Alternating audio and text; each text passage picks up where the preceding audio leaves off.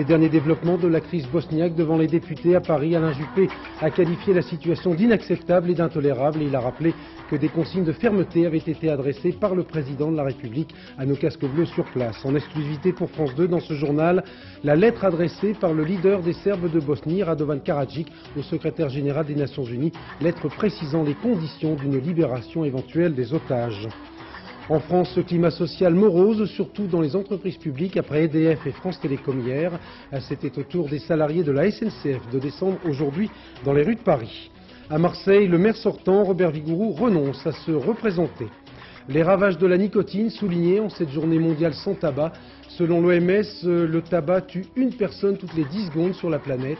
En France, une enquête indique que plus de la moitié de l'argent de poche des ados part en fumée. Roland Garros avec l'élimination dès le premier tour de l'américain Pete Sampras, tête de série, élimination également de Cédric Pioline et de Guy Forget. Invité de notre journal, Carla Bruni, qui viendra nous parler d'une initiative originale en faveur de la lutte contre le sida. Madame, Monsieur, bonsoir. Dans une dizaine d'années, l'amiante risque de faire plus de victimes que les accidents de la route. Cette substance, couramment floquée, comme on dit, à titre d'isolant dans d'innombrables bâtiments, en particulier des préfabriqués soi-disant provisoires, provoque en effet des cancers de plus en plus meurtriers, au moins 3000 par an. À Montpellier, 2 salles d'un complexe scolaire qui regroupe 4200 élèves, l'un des 5 plus grands lycées de France, ont été fermées pour raison de sécurité. Reportage Patrice Velay, Jean-François Giorgetti. Dans les années 60, on faisait des revêtements de plafond contre le bruit et contre le feu avec du carton et de l'amiante. Seulement 30 ans plus tard, ça se délite. Et il y a là des particules d'amiante qui entrent en suspension dans l'air.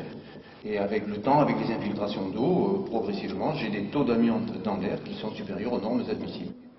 Voici l'une des salles interdites aux élèves depuis hier. Toute la documentation du collège et du lycée immobilisée.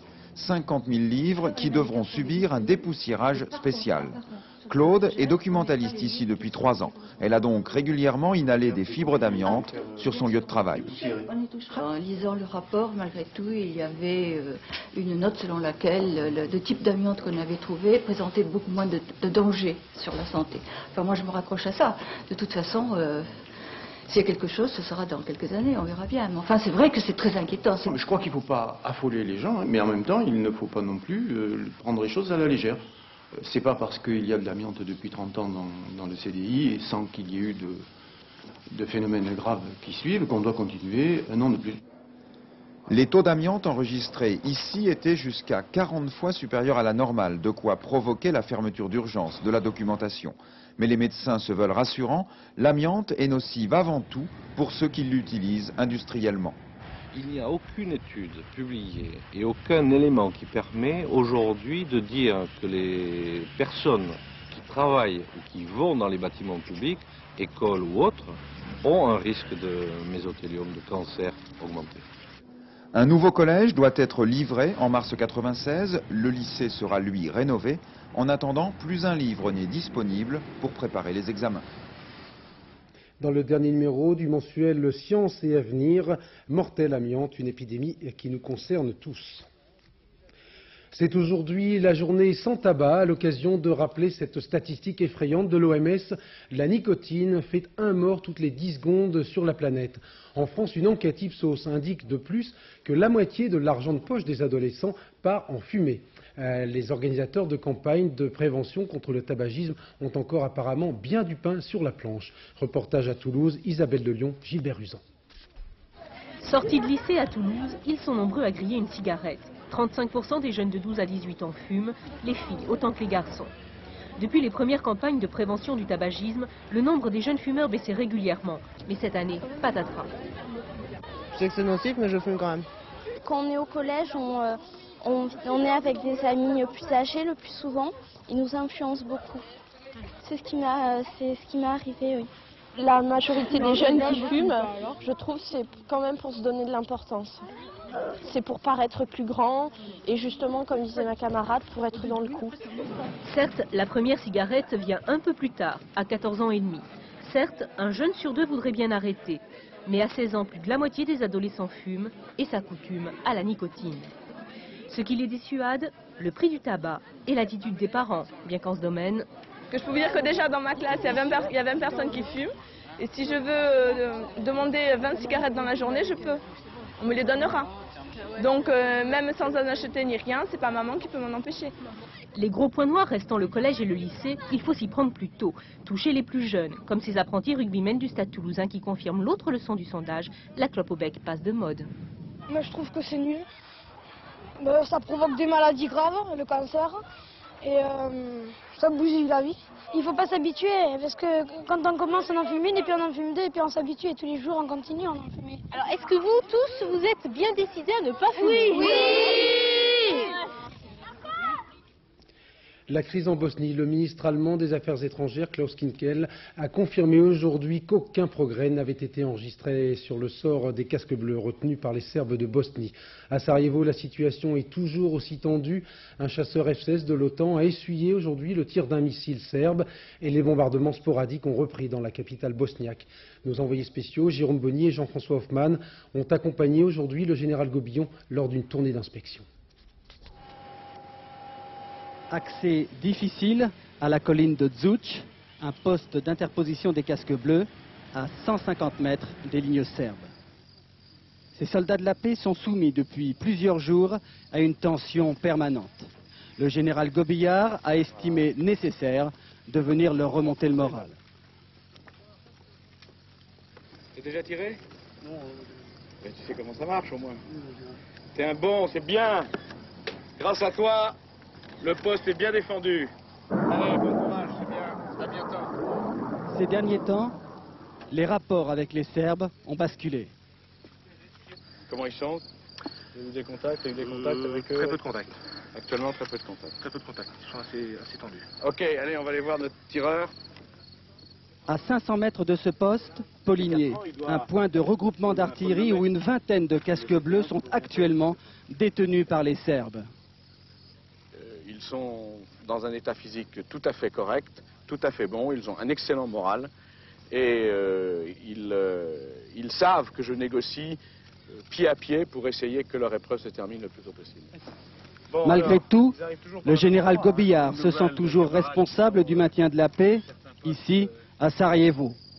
Et il s'affirme prêt à de nouvelles actions, comme celle du pont de Verbania, samedi dernier. Qui irrigue les collines, hein. Face à des événements qui se produisent, moi, chef militaire, je réagis en fonction d'un certain nombre de paramètres, de risques et de menaces. Le 27 mai au matin, j'ai pris une décision dont vous connaissez le résultat. Si d'autres événements se produisent, la décision m'appartient.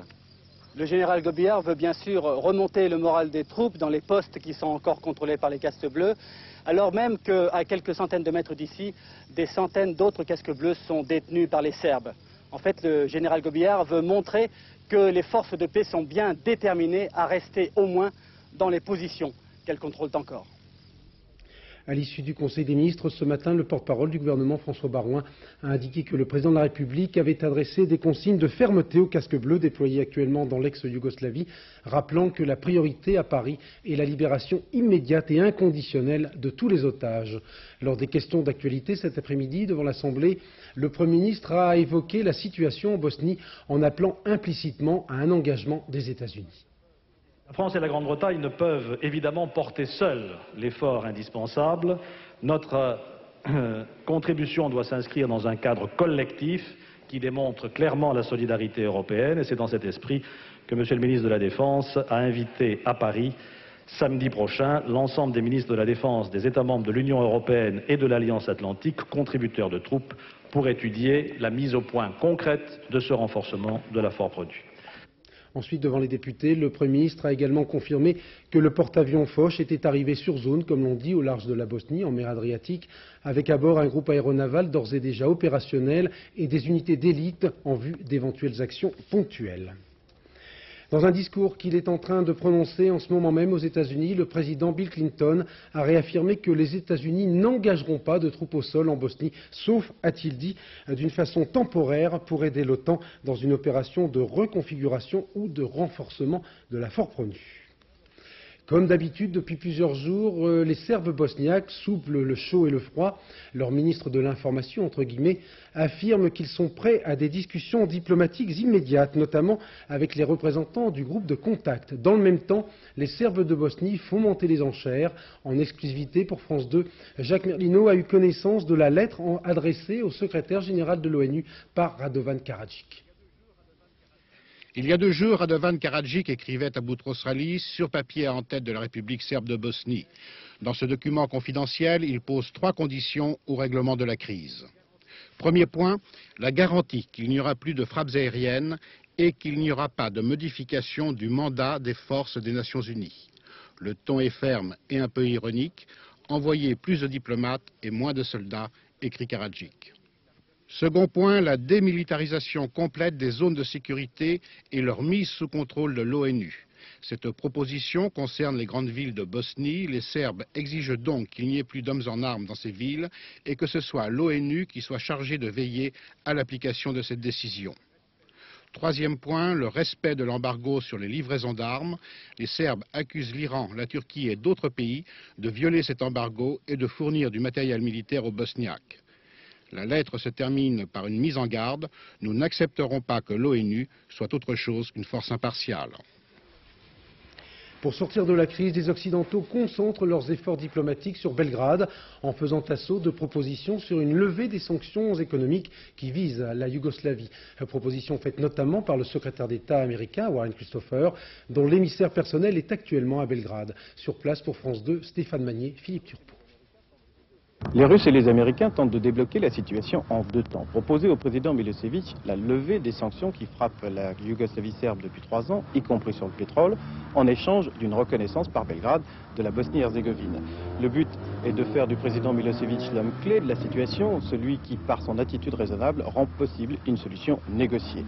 En un deuxième temps, le président Milosevic ferait pression sur les Serbes de Bosnie pour libérer les otages. Mais ce raisonnement se heurte à 2 obstacles. Tout d'abord, il n'est pas sûr du tout que le président Milosevic ait encore suffisamment d'influence sur les Serbes de Bosnie pour leur imposer quoi que ce soit. Au contraire, ces derniers peuvent estimer que l'attitude du président Milosevic les rend totalement isolés et qu'ils n'ont pas d'autre solution que d'aller jusqu'au bout de leur logique.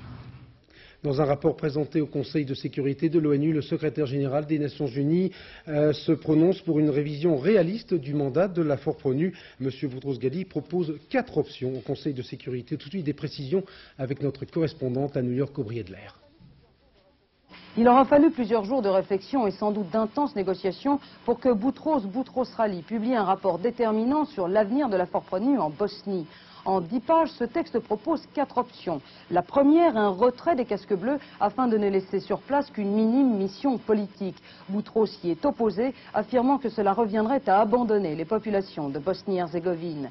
Deuxième option, le maintien de la mission en l'état actuel. Boutros Ghali y est opposé de la même façon, affirmant qu'un statu quo ne pourrait qu'entraîner l'affaiblissement de la FORPRONU dans ses missions politiques et humanitaires et en même temps la perte de la crédibilité des Nations Unies. Troisième option, et c'est sans doute le point le plus important, modifier le mandat actuel pour permettre à l'ONU un plus grand usage de la force. Boutros y est favorable, précisant néanmoins qu'en fonction des objectifs assignés, il conviendrait alors de remplacer la FORPRONU par une force multinationale. Le cas s'est déjà produit en Somalie et en Haïti.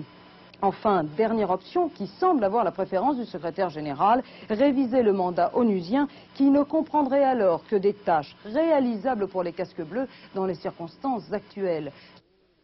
Dernière information, la démission prévue apparemment depuis quelques mois de Lord David Owen, le coprésident britannique de la conférence internationale sur l'ex-Yougoslavie.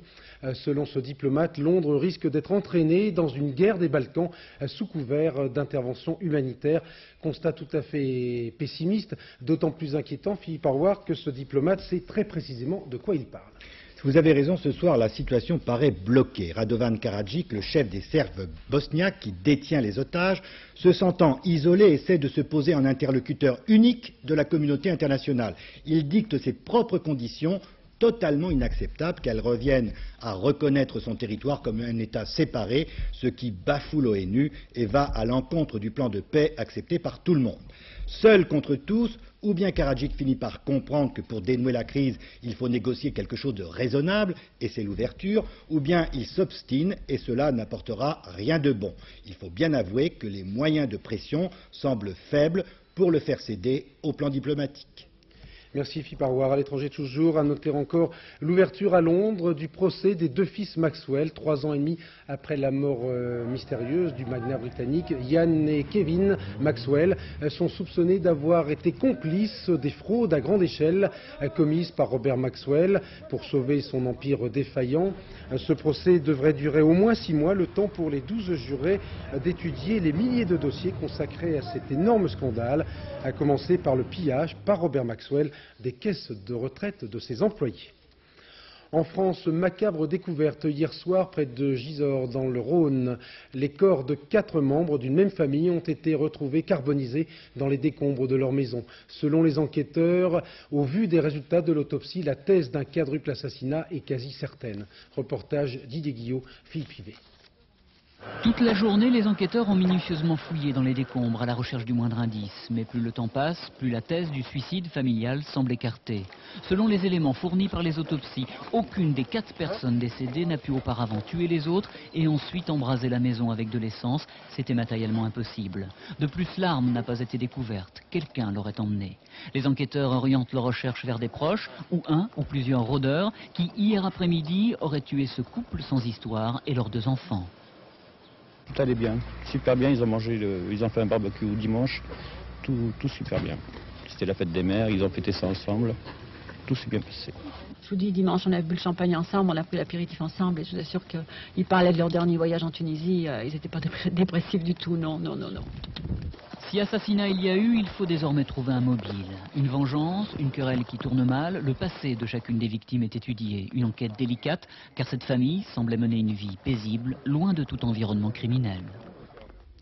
Les suites de l'enquête d'Info Matin sur les pots de vin reçus pour l'attribution d'un logement social dans le 12e arrondissement de Paris. Patrice Cailleul, le militant RPR mis en cause, est passé aux aveux. Il a affirmé n'avoir agi que pour son propre enrichissement personnel, la mairie n'étant selon lui pas à mettre en cause. Enquête Maryse Burco. Depuis 2 jours, on le surnomme Monsieur 30 000 francs. Il s'appelle Patrice Cailleux, il n'a pas très envie de parler à la presse et pour cause, c'est lui qui est récemment tombé dans le piège tendu par un journaliste d'Info Matin. Je vous dis, je ferai une déclaration quand je sortirai du bureau de la police. Je n'ai pas le droit de parler avant, c'est interdit. Cet homme est en ce moment entendu par les policiers de la brigade financière pour avoir récemment accepté un pot de vin de 30 000 francs versé par un journaliste. En échange, il a obtenu pour celui-ci un logement HLM dans des délais défiant toute concurrence. Son avocat déclare ce soir que son client reconnaît les faits. Militant RPR, il a tout simplement profité de ses relations. C'est évidemment grâce à ses amitiés, appelez ça relation, appelez ça ce que vous voulez, au sein de la mairie du 12e arrondissement et notamment au sein de ce service habitat du 12e arrondissement qu'il avait des informations. Oui, ça oui, évidemment. Les enquêteurs vont sans doute maintenant chercher à savoir qui étaient ces amitiés si précieuses à la mairie du 12e et quel a été leur rôle exact dans cette affaire. En Corse, les obsèques du militant nationaliste abattu lundi dernier ont donné lieu à une démonstration spectaculaire de la part du FNLC. Michel Fine. Celui que l'on enterre aujourd'hui sous un drapeau nationaliste était un militant. Stéphane Gallo, 30 ans, faisait partie du commando arrêté en mars à Spérone en flagrant délit. Relâché en décembre, Stéphane Gallo est tombé lundi au volant de sa moto dans un guet-apens. À l'extérieur de l'église, dans cette voiture entourée par des gardes du corps, François Santoni. Le leader du mouvement nationaliste, blessé à la main, a échappé de peu à l'attentat, mais tout le monde sait ici que c'est lui que les tueurs visaient. Au cimetière d'Ajaccio, en plein jour, un commando du FNLC Canal Historique est venu dénoncer ceux qui ont tenté de déstabiliser le mouvement. Sur l'honneur, sur nos vies, nous vengerons Stéphane. Le message est simple, le FLNC Canal Historique, qui vient ainsi d'être touché, ne tardera pas à riposter. La politique française maintenant avec tout d'abord un sondage.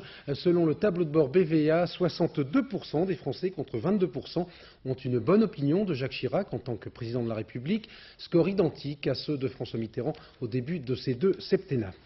Le président de l'Assemblée, Philippe Séguin, a confirmé aujourd'hui que la discussion sur la révision constitutionnelle aura lieu au mois de juillet et qu'elle comportera deux volets, l'extension du champ du référendum et le principe de la session unique du Parlement. À Marseille, le maire sortant, Robert Vigouroux, a confirmé tout à l'heure lors d'un meeting qu'il jetait l'éponge. Je ne présenterai des listes que si je ressens un appel, avait déclaré Robert Vigouroux, apparemment déçu par le faible nombre de Marseillais venus assister à sa réunion tout à l'heure. Les municipales suite, Jean-Marie Le Pen a confirmé hier soir que les listes du Front National se maintiendront dans toutes les villes où il n'y aura pas d'accord avec la majorité.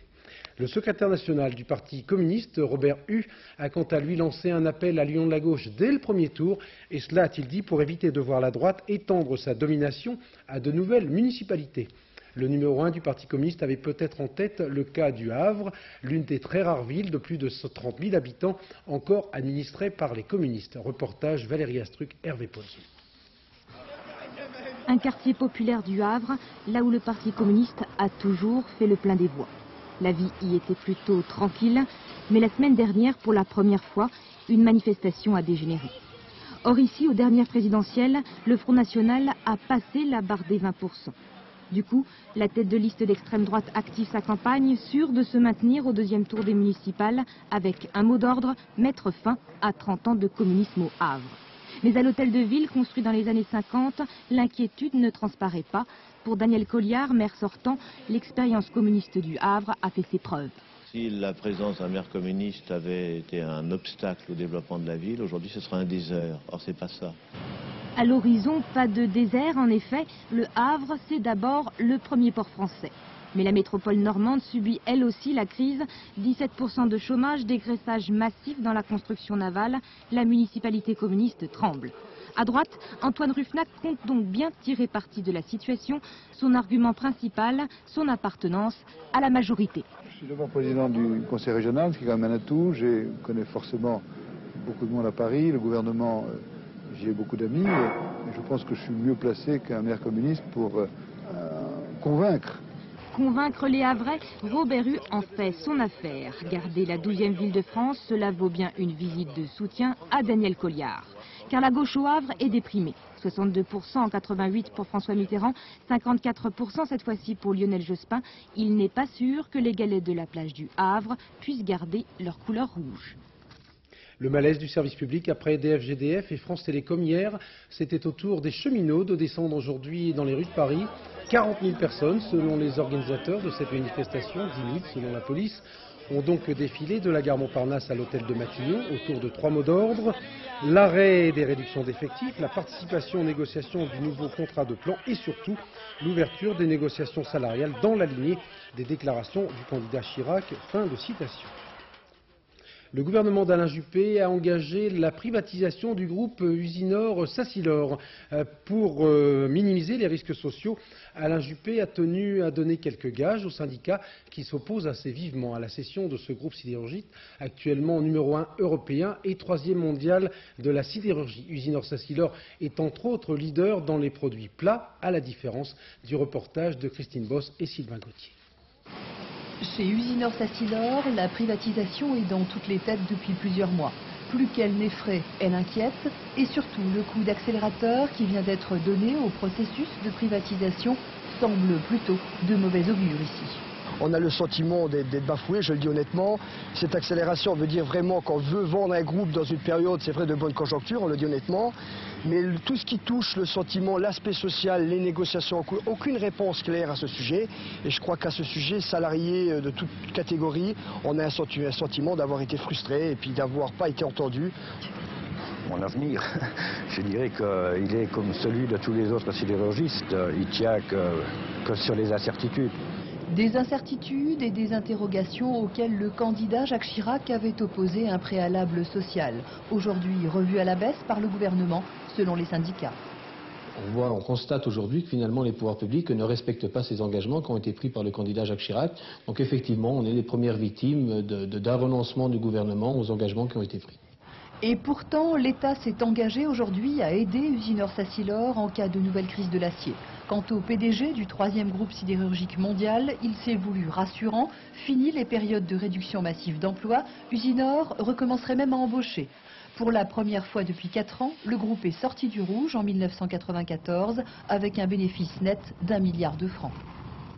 130 ans après la parution du roman De la Terre à la Lune, Disneyland Paris inaugure aujourd'hui le plus sophistiqué de ses 40 attractions, Space Mountain, directement inspiré du voyage imaginé par Jules Verne. Certes, l'imagination, je sais, n'a pas de prix, mais sachez tout de même que ce joli manège a tout de même coûté plus de 600 millions de francs. Roulez petit bolide en compagnie d'Éric Lemasson et de Yann Jiquel. Philippe Bourguignon, le patron français d'Euro Disney, espère bien que les jours sombres sont derrière lui. Après avoir négocié l'énorme dette avec les banques, après avoir restructuré, baissé les prix d'entrée, essuyé la menace d'une fermeture du parc, voici aujourd'hui son arme secrète. Un canon pour propulser les visiteurs au 7e ciel, pour surtout relancer le parc d'attractions, même si chez Mickey, on a appris après tant de désillusions la valeur du mot prudence. Et tous les chefs d'entreprise ont appris ce qu'était la prudence, ce que c'était de gérer une entreprise dans des mouvements monétaires importants, dans une crise économique importante, etc. On l'a appris comme les autres, au même moment que les autres, peut-être de manière un tout petit peu plus violente, et donc on continuera avec prudence. Magnifique. Ça décoiffe, hein. Ah, c'est génial. Génial.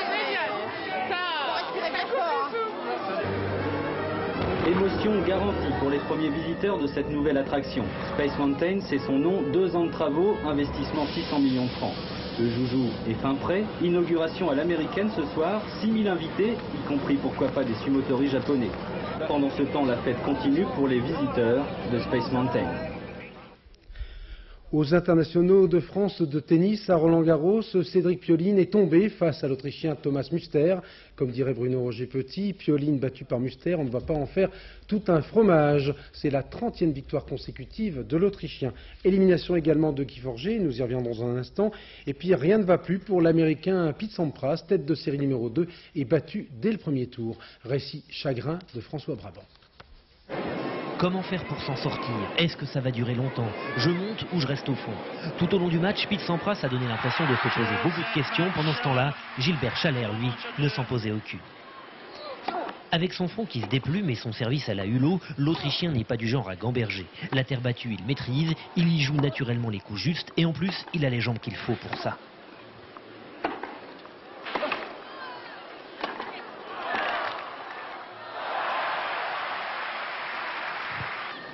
Mais Sampras n'est pas numéro 2 mondial pour rien. La terre battue lui pose problème, alors il improvise grâce à son talent pur. Il s'accroche. Mais à 2-7 partout, son talent ne va pas suffire. À force d'être obligé de faire des miracles, il finit par en faire un peu trop.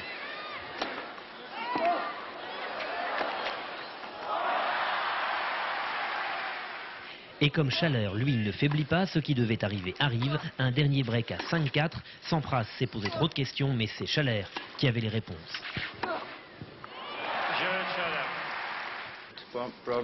Et Pete avait des problèmes, il n'est pas très en confiance en ce moment.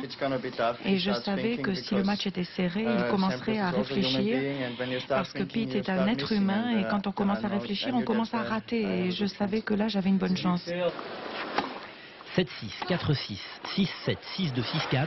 La tête de série numéro 2 disparaît du tournoi. Une tête bien faite, mais une tête trop pleine. Voilà, pour le reste, nous retrouvons en direct Thierry Clopeau, qui est avec nous en direct de Roland-Garros. Thierry, Nathalie Tauziat a réussi tout à l'heure un bel exploit en éliminant la Bulgare Maeleva, mais à part ça, il faut bien dire que dans le camp français, ça n'a guère été brillant aujourd'hui.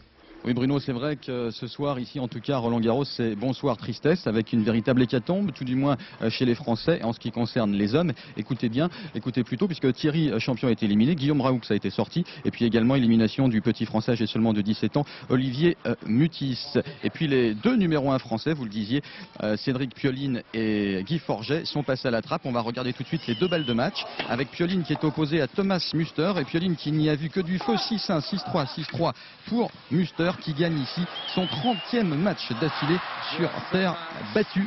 Pioline qui n'a toujours pas retrouvé son niveau de début 94 quand il est allé en finale, souvenez-vous, de l'US Open. Et puis l'autre déception, c'est Guy Forget qui a été battu là aussi en 3-7 par un Espagnol excellent sur terre battue, l'Espagnol Correia. Forget qui souffrait toujours de son genou. Voilà, heureusement qu'il y avait les dames ici à Roland-Garros, avec notamment la qualification de Nathalie Tauziat et puis la qualification aussi de Mademoiselle Van Lotum. Et puis le programme de demain, une autre dame, une grande dame du tennis français, c'est Marie Pierce qui sera ici à Roland-Garros et qui jouera contre la 70e joueuse mondiale, l'Allemande Singer. Et puis on suivra de près également Arnaud Butch qui sera opposé à un Espagnol. Ce sera une partie difficile pour Arnaud qui jouera contre Xavier Sanchez. Je vous rappelle que Roland-Garros c'est tous les jours sur France 3 à partir de 11h et sur France 2 à partir de 14h. Voilà, vous savez tout. Obsèque ce matin en l'église orthodoxe roumaine de Paris de notre camarade Aurel Cornéa, ingénieur du son à Antenne 2, qui nous a quittés à l'âge de 63 ans. Aurel Cornéa avait été enlevé le 6 mars 86 avec 3 autres membres d'une équipe de la deuxième chaîne, Philippe Rochaud, Georges Ansen et Jean-Louis Normandin. Libéré de Beyrouth 292 jours après sa capture. Notre ami avait trompé ses longues heures d'angoisse en racontant à ses compagnons de cellule des histoires qui ont jalonné sa vie, une vie très remplie, de la Roumanie à New York et de Paris à Beyrouth.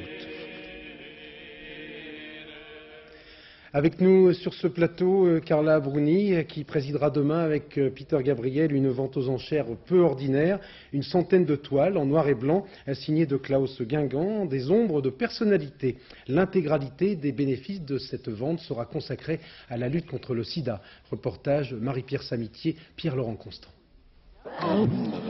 Contre le sida, l'armée des ombres. Gérard Depardieu, Mick Jagger, Liza Minnelli. Au total, 100 toiles seront vendues aux enchères au cirque d'hiver, mises à prix 10 000 francs. Ça c'est Steven Spielberg, parce que quand on s'intéresse au cinéma, c'est un des personnages mythiques. C'est qu'on savait qu'il venait pour l'opération des Césars. On l'a guetté, on n'a jamais pu avoir accès. On n'a essuyé que des refus, et on s'est planté devant son hôtel, donc le Ritz, et on a attendu près de 4 heures sous la pluie qu'il revienne de son dîner au Fouquet's. Ange ou démon? Non, simplement Naomi Campbell, l'un des top modèles, voisine de palier de Rambo alias Sylvester Stallone, loin des subtilités fantasques de Raymond DeVos. Certaines toiles pourraient atteindre 300 000 francs, c'est ce qu'on murmure de celle-ci. Serge Gainsbourg.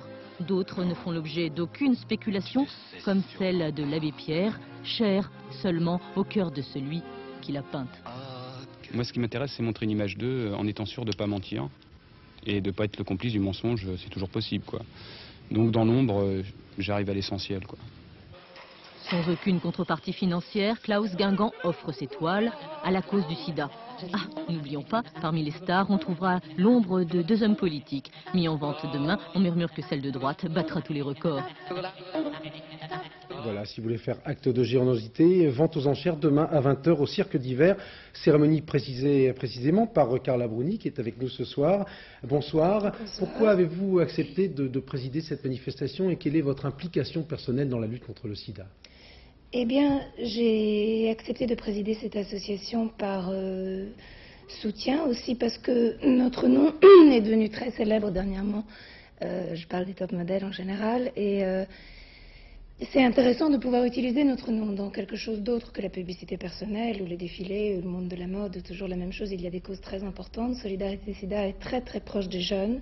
Il y a une communication très importante de prévention aussi avec les jeunes. Et je crois que dans ce milieu-là, nous pouvons faire beaucoup de choses, nous les mannequins, parce que nous touchons assez les jeunes.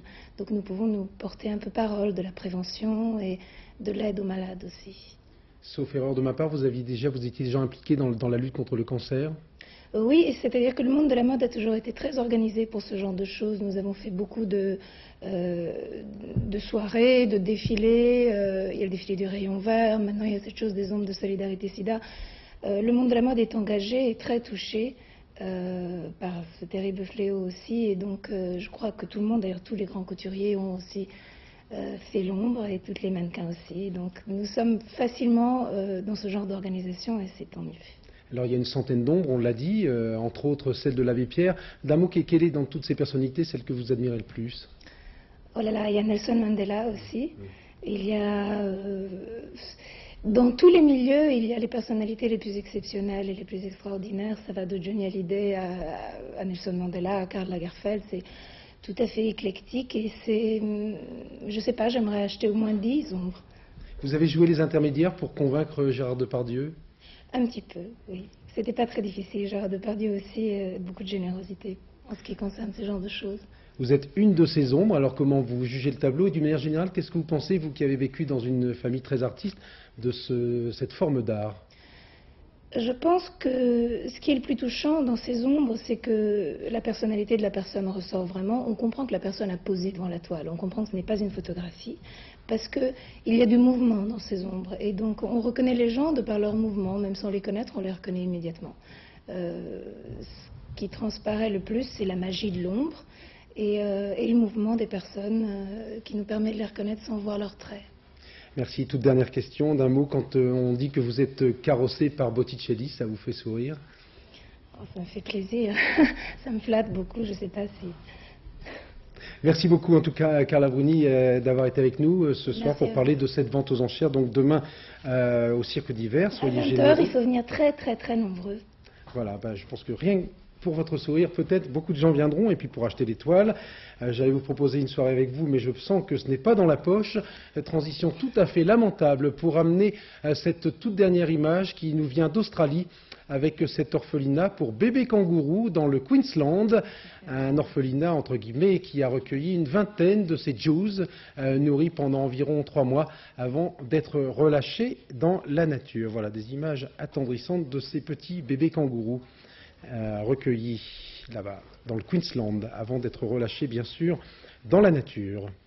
Et puis, toute dernière information, figurez-vous que Moscou est littéralement sans dessus-dessous en raison d'une canicule sans précédent depuis un siècle. Aéroport fermé depuis plusieurs jours, embouteillage monstre et salariés qui désertent massivement leurs bureaux. Notre correspondant permanent, Dominique Garda, lui, continue courageusement à travailler.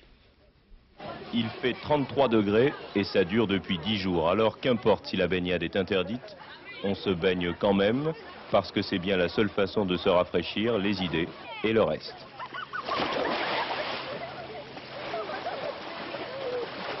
Il y a bien ça et là dans les recoins de l'étang quelques ordures qui flottent, mais il en faudrait plus que cela pour décourager les moscovites.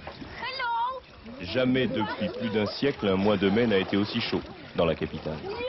10 degrés de plus que la moyenne saisonnière, c'est beaucoup. Sur l'herbe, on peaufine son bronzage et comme sur toutes les plages du monde, les séducteurs ont le regard qui se perd parmi les beautés alentours.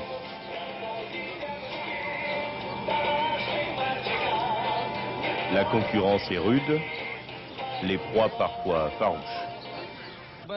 Les piscines, il n'y en a pas beaucoup, c'est trop cher, et puis c'est moins bien qu'ici. Ici, tu es en plein air, tu te détends, tu bronzes, il y a le soleil, la baignade, ton âme peut se reposer.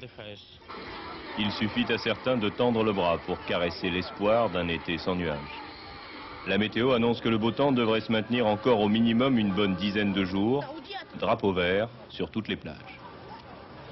En ville, évidemment, la canicule est moins agréable. Certes, les marchands de glace font fortune, les parapluies remplacent avantageusement d'introuvables ombrelles, et l'Amérique conquérante fait chaque jour de nouveaux adeptes de ces boissons gazeuses.